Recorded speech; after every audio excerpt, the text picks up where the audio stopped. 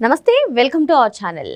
తిరుమల తిరుపతి శ్రీ వెంకటేశ్వర స్వామి చెంతలో మద్యం సీసాలు కలకలం సృష్టించిన సంగతి మనకు తెలిసిందే. మరి దీని వెనకాల ఎవరున్నారు అనే వాస్తవాలు కూడా బయటకు రావడం, మరి టీటీడీ వంటి పవిత్రమైనటువంటి ఆలయాలను అడ్డు పెట్టుకుని రాజకీయం చేయడం ఎంతవరకు కరెక్ట్? ఒక పక్క కల్తీ నెయ్యి, పరకామనే అంశం, ఇటువంటి అన్నీ కూడా కోర్టు సన్నిధంలో ఉండగా కూడా రాజకీయాలు చేయడం ఎంతవరకు కరెక్ట్ తెలుసుకునే ప్రయత్నం చేద్దాం. దీన్ని విశ్లేషించడానికి మనతో పాటుగా ఉన్నారు సీనియర్ జర్నలిస్ట్ సత్యమూర్తి గారు. నమస్తే సార్. నమస్కారం అండి. ఓ పక్క కల్తీ నెయ్యి అంశం కానివ్వండి, పరకామణి కేసు కానివ్వండి, ఇవన్నీ కూడా కోర్టుల్లో నడుస్తూ ఉన్నాయి. దానిపైన ఇన్వెస్టిగేషన్ కూడా సాగుతూ ఉన్నాయి సార్. కానీ మళ్ళీ టీటీడీ వంటి పవిత్రమైనటువంటి స్థలాల్లో మద్యం సీసాలు వేయడం, దాన్ని మళ్ళీ సోషల్ మీడియాలో పోస్ట్ చేయడం, అదంతా రాజకీయ లబ్ధి కోసం ఇటువంటి చర్యలు పాల్పడడాన్ని ఏ విధంగా చూడాలంటారు? అంటే తిరుమలలో కౌస్తుభం దగ్గర ఈ మద్యం బాటిల్స్ తీసుకొచ్చి పడేసి దాని మీద సోషల్ మీడియాలో రచ్చ చేసి భూమన కరుణాకర్ రెడ్డి వచ్చి డైరెక్ట్గా మద్యం బాటిల్స్ దొరుకుతున్నాయి కొండ మీద అని చెప్పి చెప్పటం, ఇదంతా కూడా దీన్ని పోలీసులు ఈ కుట్రని భగ్నం చేయటం అనేది ఇటీవల జరిగిన ఒక అతిపెద్ద పరిణామం. అంటే తిరుమల కొండని మొదటి నుంచి కూడా జగన్మోహన్ రెడ్డి అధికారంలో ఉన్నప్పుడు, అధికారం కోల్పోయిన తర్వాత తిరుమల కొండని టార్గెట్ చేసుకున్నాడు. తిరుమల కొండ పవిత్రతని దెబ్బతీయటానికి అధికారంలో ఉన్నప్పుడు రకరకాల ప్రయోగాలు చేశారు. అందులో ప్రధానంగా లడ్డూ క్వాలిటీని తగ్గించటం. లడ్డూ క్వాలిటీని అంటే తిరుమల వెంకటేశ్వర స్వామి పవిత్రత అంతా కూడా లడ్డూలోనే దాగి ఉంటుంది. అంటే ఆ లడ్డూ ప్రసాదం అనేది తిరుపతి వెళ్ళలేని వాళ్ళు లడ్డూ ప్రసాదాన్ని కళ్ళకద్దుకొని తీసుకొని వెంకటేశ్వర స్వామి మనల్ని అనుగ్రహించాడు అన్న తృప్తి పొందుతుంటారు. అటువంటి తిరుపతి లడ్డూని, ఆ లడ్డూ విశిష్టతని, ఆ లడ్డూ పవిత్రతని తగ్గించటం ద్వారా, దెబ్బతీయటం ద్వారా హిందువుల మనోభావాలని అతి దారుణంగా దెబ్బతీయాలి అన్న కుట్రని చాలా పకడ్బందీగా అమలు చేశారు. జగన్మోహన్ రెడ్డి ముఖ్యమంత్రిగా ఉన్న టైంలో మొత్తం కొండ మీద ఎన్ని అరాచకాలు జరిగినాయో, ఎంతమంది అంటే మాడవీధుల్లో పందులు తిరిగినప్పుడు ఆ వార్తని ఎవరైనా ప్రసారం చేస్తే ఆ జర్నలిస్టుల మీద కూడా కేసులు పెట్టారు. అసలు అక్కడ ఏమీ జరగలేదు, జరగకపోయినా తప్పుడు ప్రచారం చేస్తున్నారు అని జర్నలిస్టుల మీద, సోషల్ మీడియా యాక్టివిస్టుల మీద కేసులు పెట్టిన వీళ్ళు ఇప్పుడు ఏం చేస్తున్నారంటే వాళ్ళే తీసుకొచ్చి మద్యం బాటిల్స్ పెట్టడం, వాళ్ళే తీసుకొచ్చి తిరుమల అపవిత్రమైంది అని చెప్పి వాళ్ళే అక్కడ ఒక డ్రామా క్రియేట్ చేయటం, ఆ డ్రామాని తీసుకొచ్చి మొత్తం సోషల్ మీడియాలో ప్రచారం చేయడం, ఇటువంటి కార్యక్రమాలని యథేచ్ఛగా చేస్తూ ఉన్నారు. అంటే అధికారంలో ఉన్నప్పుడు వాళ్ళ చేతుల్లో అధికారం ఉంది కదా అని చెప్పి మొత్తం ఈ కల్తీ నెయ్యి తీసుకొచ్చి లడ్డూ పవిత్రత మొత్తాన్ని దెబ్బతీయటం, ఆ తర్వాత వెంకటేశ్వర ఆస్తుల్ని వేలం వేయాలని ప్రయత్నం చేయటం, ఆ తర్వాత మీకు గోవిందరాజస్వామి టెంపుల్లో బంగారానికి కొట్టేయటం, ఇటువంటివన్నీ చేయటం ద్వారా ఏంటి అంటే ఒకవైపేమో హిందువుల మనోభావాల్ని దెబ్బతీయటం, రెండో వైపేమో వాళ్ళ అక్రమ సంపాదన దాన్ని ఫుల్ఫిల్ చేసుకొని కోట్లాది రూపాయలు వెనకేసుకోవటం. ఇప్పుడు ఈ కల్తీ నెయ్యి కేసులో జరిగింది అదే కదా. వాళ్ళకి నష్టం ఎవరికి? హిందూ భక్తులకి నష్టం. లాభం ఎవరికి? ఈ ముఠాకి, ఈ వైసీపీ ముఠాకి లాభం. అంటే జగన్మోహన్ రెడ్డి బాబాయిలకి, లేకపోతే ఆయన రిలేటివ్స్కి, వాళ్ళకి లాభం. ఈ తరహాలో అధికారంలో ఉన్నప్పుడు అక్రమాలు యథేచ్ఛగా కొనసాగించిన జగన్మోహన్ రెడ్డి అండ్ బ్యాచ్ ఇప్పుడు తిరుమల పవిత్రతని దెబ్బతీసే విధంగా ఒకటి కాదు, రెండు కాదు, మీకు క్యూ లైన్లో వైసీపీ లీడర్ ఒకడు వచ్చి వాడు నాకు పాలు కావాలి, నాకు పాలు ఇవ్వట్లేదని చెప్పి గొడవ చేయటం, దాన్ని టీటీడీ ఎంప్లాయీ ఒకడు వీడియో చేసి దాన్ని సాక్ష్యం మీడియాకి ఇస్తే సాక్ష్యం మీడియా వాళ్ళు మొత్తం ప్రచారం చేయటం దగ్గర నుంచి అలిపిరిలో మాంసాహారాన్ని యథేచ్ఛగా హోటళ్లలో అమ్ముతున్నారని చెప్పి ఒక బోర్డు ఫోటో తీసి దాన్ని ప్రచారం చేయటం. నిన్న మొన్న ఈ కల్తీ ఈ మద్యం బాటిల్స్ ఉన్నాయి కదా, వాటిని తీసేళ్ళి అక్కడ పడేసి వాటిని ప్రచారం చేసింది ఎవడు అంటే సాక్షి రిపోర్టరు, ఫోటోగ్రాఫర్లు, వీళ్ళందరూ. అంటే సాక్షి మీడియాని మొత్తం అక్కడ ప్రచారం చేసి మొత్తం వాళ్ళందరినీ మోహరించి అక్కడ వాళ్ళందరూ కూడా ఇదే పనిలో ఉన్నారు.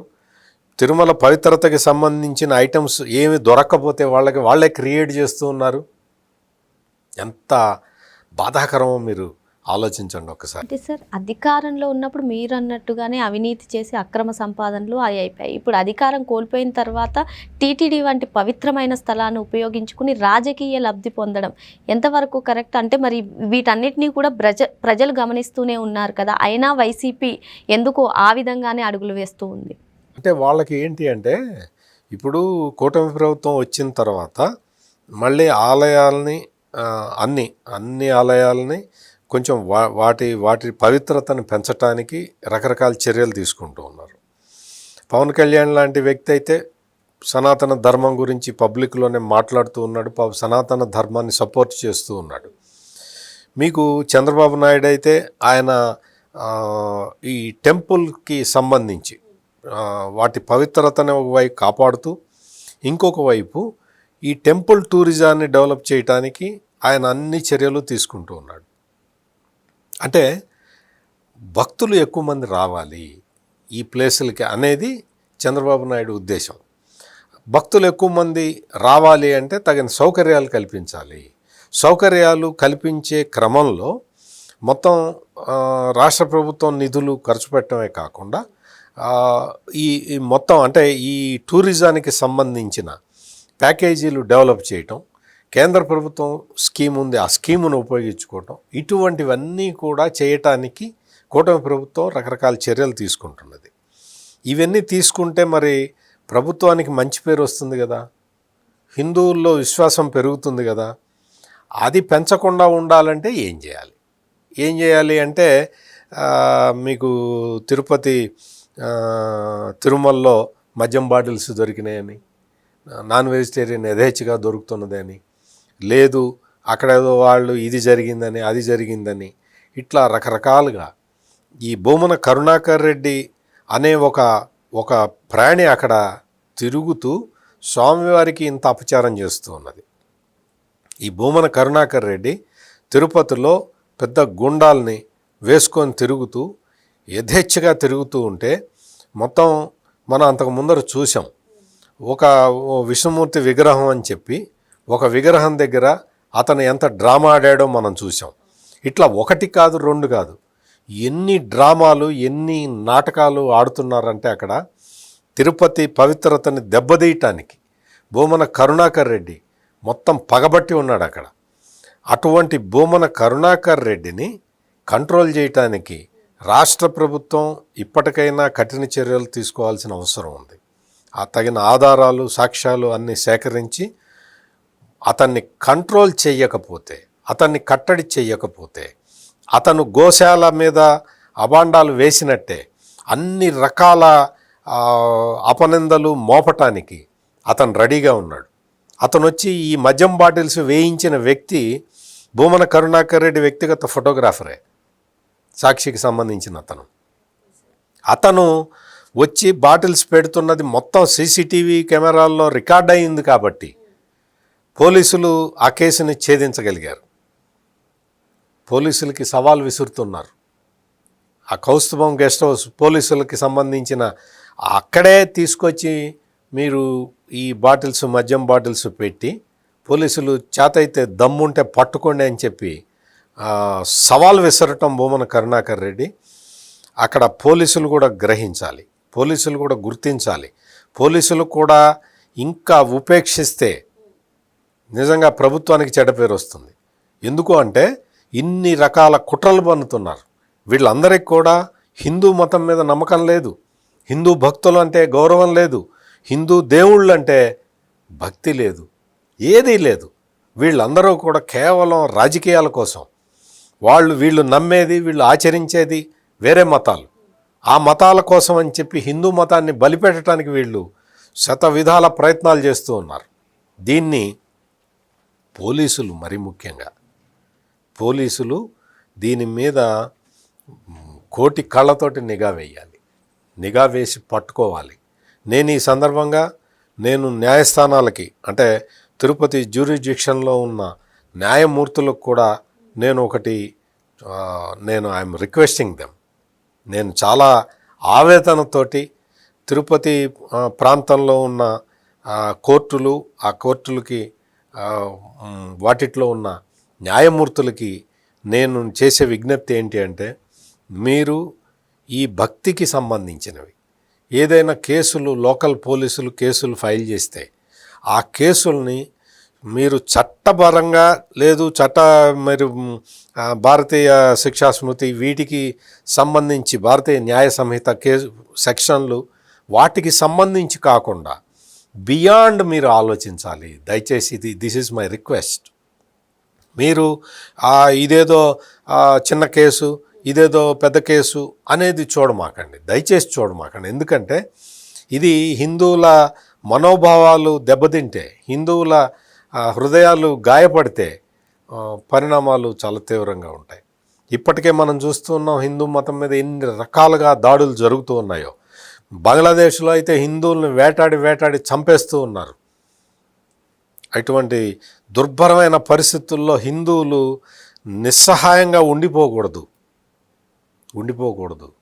అందుకని న్యాయము ఇట్లా కుట్రలు పన్నుతున్న వాళ్ళ మీద వాళ్ళు కూడా కొంచెం కఠిన చర్యలు తీసుకోవాలి, పోలీసులకి సహకరించాలి. ఆ కేసులో అంటే ఇప్పుడు ఎవరన్నా బాటిల్స్ తీసుకొచ్చి పెట్టారు అని చెప్పి సాక్ష్యాలు ఆధారాలతో సహా పోలీసులు నిరూపించినప్పుడు, ప్రాథమిక సాక్ష్యాలు ఆధారాల్లో ఉన్నప్పుడు కేసుని పరిగణలోకి తీసుకోవటం, నిందితులకి కనీసం శిక్షలు పడేలాగా చూడటం, ఇవన్నీ కూడా న్యాయమూర్తులు చేయాల్సిన పని. ఎందుకు అంటే ఏదైనా పవిత్ర పుణ్యక్షేత్రంలో న్యాయం ధర్మం ఉంటేనే సమాజం మొత్తం కూడా రక్షించబడుతుంది. అందుకని ఈ మూల సూత్రాన్ని దృష్టిలో పెట్టుకోవాలి. పోలీసులు చాలా అంటే ఏ చిన్న విషయమైనా కానీ వాళ్ళు చాలా సీరియస్గా కేసు దర్యాప్తు చేయాలి. న్యాయమూర్తులు కూడా దీన్ని అంటే ఒక కేసుల పరంగానే కాకుండా ఒక సెంటిమెంట్ పరంగా కూడా చూడాలి అనేది నా విజ్ఞప్తి. అది ఎంతవరకు వీలవుతుంది, న్యాయశాస్త్రం ఎంతవరకు ఎలౌ చేస్తుంది అనేది న్యాయమూర్తుల కన్నా మనకు ఎక్కువ తెలియదు. కానీ బట్ సెంటిమెంట్ను కూడా గుర్తించండి. పోలీసులు ఏదైనా అక్రమ కేసు పెడితే ఎవరు కూడా సహకరించాల్సిన అవసరం లేదు.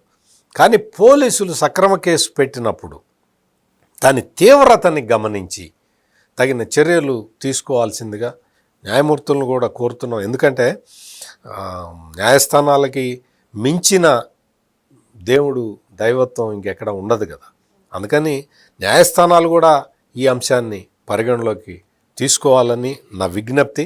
అది ఎంతవరకు న్యాయబద్ధంగా ఎంతవరకు చేస్తారనేది వాళ్ళకన్నా తెలిసిన వాళ్ళు ఎవరు ఉండరు. కానీ తిరుపతికి సంబంధించిన తిరుమల పవిత్రతకి సంబంధించిన అంశాల్లో మాత్రం పోలీసులు ఇంకా స్ట్రిక్ట్గా ఉండాలి. మీకు పోలీసులు అంటే తిరుపతి జిల్లాకి సంబంధించిన పోలీసుల్లో ఇంకా ఎవరైనా సరే వైసీపీ కోవర్టులు ఉంటే దయచేసి వాళ్ళందరూ కూడా మనసు మార్చుకోవాలి. లేకపోతే అంటే ఎందుకు చెప్తున్నానంటే మీకు పోలీసు ఉద్యోగం వచ్చింది మీకు మీ అర్హతను బట్టి, అంతే తప్ప మీకేదో భూమన కరుణాకర్ రెడ్డో లేకపోతే జగన్మోహన్ రెడ్డో దయతో భిక్ష పెట్టింది కాదు. అందుకని మీరు జాగ్రత్తగా ఉండండి. స్వామివారి పవిత్రతని కాపాడటానికి అదొక్కటే పవిత్రమైన లక్ష్యంగా మీరు పెట్టుకొని పనిచేయండి. కేసులు పకడ్బందీగా మీరు ఛేదించండి, సాల్వ్ చేయండి, కేసులు పెట్టండి. న్యాయమూర్తులు కూడా మీకు సహకరిస్తారు. తద్వారా ధర్మాన్ని కాపాడిన వాళ్ళు అవుతారు. ఈ విషయాన్ని మాత్రం మీరు చాలా స్పష్టంగా గుర్తుపెట్టుకోండి. తిరుమల తిరుపతి దేవస్థానం కూడా ఎటువంటి అంటే ఇటువంటి నేరాలని ఎక్కడా ఉపేక్షించకుండా తిరుమల తిరుపతి దేవస్థానం బోర్డు కూడా ట్రస్ట్ బోర్డు కూడా చాలా జాగ్రత్తగా ఉండాలి. చాలా జాగ్రత్తగా ఇప్పటి వరకు చాలా జాగ్రత్తగా చేసింది, ఇక ముందర కూడా అలాగే చేయాలి. మరో అంశంతో మళ్ళీ కలుద్దాం. Thank you sir. నమస్కారం.